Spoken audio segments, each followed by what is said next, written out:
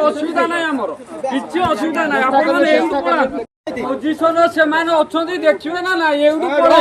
Dasharathpur block रो बन्या स्थिति लगी राजनीति एवं सरगरम बीजेडी और बीजेपी परस्पर को दोष लदालदी होइतिबा बेले वर्तमान सरकार समय रे प्रशासन निदा विष्णु साजिछि बोली लोके अभियोग करछंती।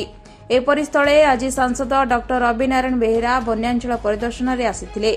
बन्यार 4 दिन पर दशरथपुर ब्लॉकवासी कथा मने पड़ू सांसदों बेस धन्यवाद एवं कृतज्ञता ज्ञापन करिसेंती विपन्न लोके।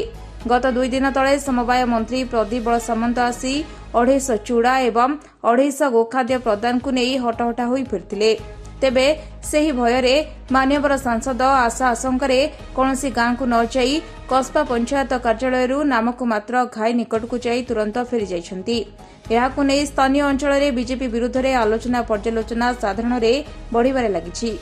ए सुनिली जे एठी जाजपुर जिल्ला रे बहुत व्यापार बन्या हेछि तळ अंचल बहुत क्षयक्षति हेछि।